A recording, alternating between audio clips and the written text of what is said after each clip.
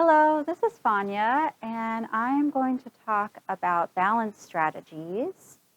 So, to improve your balance, it's a good activity that you can do to go through these different levels of balance strategies. So, the first level is starting at the ankles. So, imagine you're like on a boat and it's kind of rocking, you're going forward and back. Legs are straight still, and you're correcting your balance just at the ankle level. So I'm going forward, and I can correct that just by shifting back, okay? Same thing back. I'm starting to use a little bit more into my hip, but I can still correct with my ankles. Same thing side to side. If it's rocking side to side, you can just shift your weight to the other side, okay? That's happening at the ankle. Another way to help with balance, especially if it starts getting more rocky, is to bend the knees and take a wider base of support. So you have a wider base, knees bent, you can weight shift here. You might see babies do this naturally when they're learning to walk. They kind of bend their knees, right, and bounce, especially when there's music, right? So this is another strategy, getting low and bending the knees. Another one is happening at the hip. So this tends to happen after the ankle one. If you go further than your ankle can take you to correct, you might have to kick in at the hip, okay? So that's going forward, and then the hip goes back. Going back, the hip goes front. Side to side, the hip sticks out to correct the other side. So, just shifting weight side to side at the hips.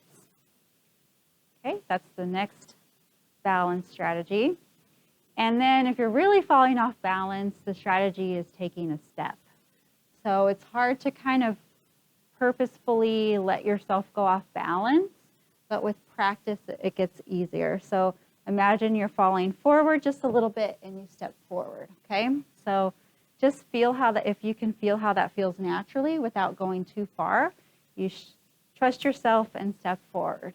And you try it on both sides, and you step forward. And you want to go through all that hip, the ankle and the hip strategy, because you can, once you go further, then the step is what you need to catch yourself. Going back is a little bit more risky, so you don't want to trust too much to go backwards because you're probably going to fall. And that's what we're trying to prevent from happening. So just a little bit going backwards. You can definitely go forward a lot more than you're probably comfortable going backwards. So just play with that a little bit on each side. And so that's backwards and then side to side. There's two different things that can happen side to side. For me, naturally, I will step out. So if I'm shifting that way, I'll catch myself. Now, if I'm going too far, I'm going to cross my leg over, and I'm actually stumbling, right? So go too far, and then I'm going to cross the leg. And your leg might cross backwards if you're being like pushed at an angle, like if somebody walks by and you're like, whoa, what was that? And they accidentally brush you, or maybe they did it on purpose, I don't know.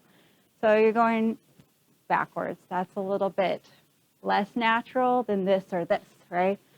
So those are the sideways ones, crossing or stepping out to the side. So to get better at balance, practicing all those strategies, starting from the ankle, low knees, hips, and then to the step.